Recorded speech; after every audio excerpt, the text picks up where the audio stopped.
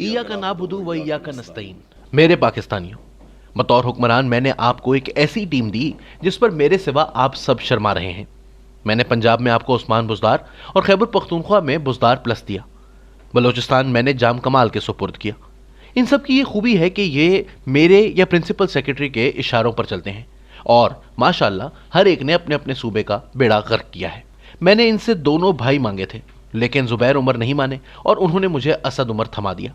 असद ने मुझे बावर कराया था कि वो मईशत के माहिर हैं। मुझे 100 दिन का प्लान दिया था और ये यकीन दिलाया था कि 100 दिन के अंदर अंदर पाकिस्तानी मईशत ठीक कर देंगे।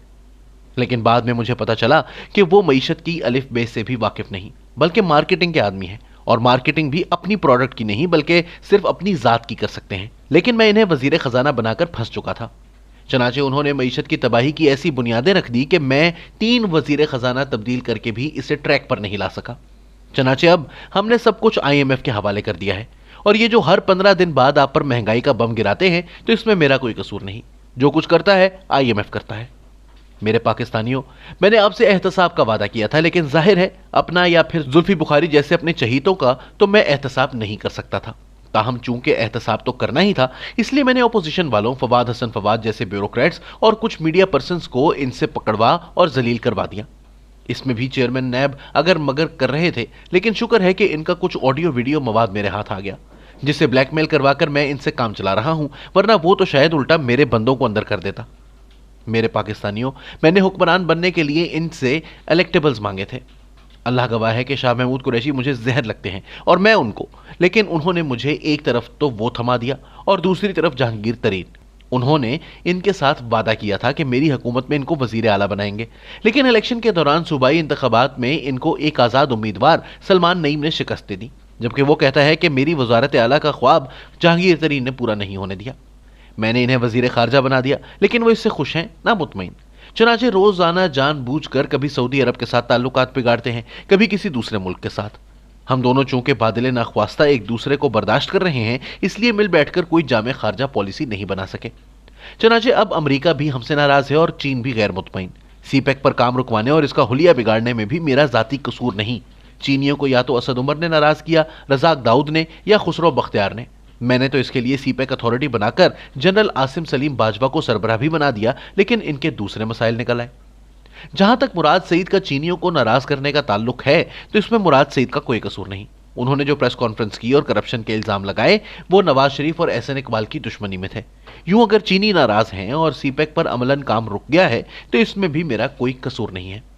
मेरे पाकिस्तानियों, मैं चूंकि पाकिस्तान से करप्शन के खात्मे के लिए सियासत में आया था, इसलिए काबीना बनाते वक्त मैंने पूरी कोशिश की कि करप्शन के माहिर पुराने सियासतदानों को ज्यादा अहम वजारतें ना दूं। लिहाजा मैंने चुन चुनकर नए चेहरों को मुतारिफ कराया। जिसने लंदन में मेरी खिदमत की थी, जिसने कराची में मेज़बानी की थी, जिसने अमेरिका में मेरी मेहमान नवाजी की थी, या जो पाकिस्तान में मेरे खुशामदी थे, मैंने असल इख्तियारात उनको दिए। हत्ता कि मैंने अपना ADC भी फैसल जावेद के भाई को लगा दिया। मेरा ख्याल था कि ये लोग मेरे चहीते बनकर दीगर वज़रा पर भी नजर रखेंगे, लेकिन मुसीबत यह है कि बाज़ मामलात में वो तजुर्बेकारों से ज्यादा तजुर्बेकार निकले। अब इसमें मेरा क्या कसूर है? मैं तो तब्दीली लाना चाहता था, लेकिन मुसीबत यह है कि हुक्मरान बनने के बाद मेरे लोग बदल गए। मैं तो रियासत मदीना बनाने में लगा हूं, लेकिन कुछ लोग फिर भी मुझे फारिग करने में लग गए हैं। मुझे अंदाजा है कि मेरी कश्ती से लोग क्यों छलांग लगा रहे हैं। मुझे अंदाजा है कि मुझे रुखसत किया जा रहा है, लेकिन मैं उन्हें खबरदार करता हूं कि हुकूमत से निकलकर मैं ज्यादा खतरनाक हो जाऊंगा। लेकिन मेरे पाकिस्तानियों, ये सिर्फ धमकी है। जो लोग मुझे करीब से जानते हैं, वो जानते हैं कि मैं ऐसा कुछ नहीं कर सकूंगा। एक वजह तो यह है कि इतना तो मैं भी जानता हूं कि जिनको मैंने धमकी दी है, उनके बारे में अगर मैंने जबान खोली तो फिर वो बहुत बुरी सजा देते हैं। दूसरा मसला यह है कि वो लोग मुझे अच्छी तरह जानते हैं और इनके पास मुझसे मुताल्लिक मवाद के अनबार पड़े हैं।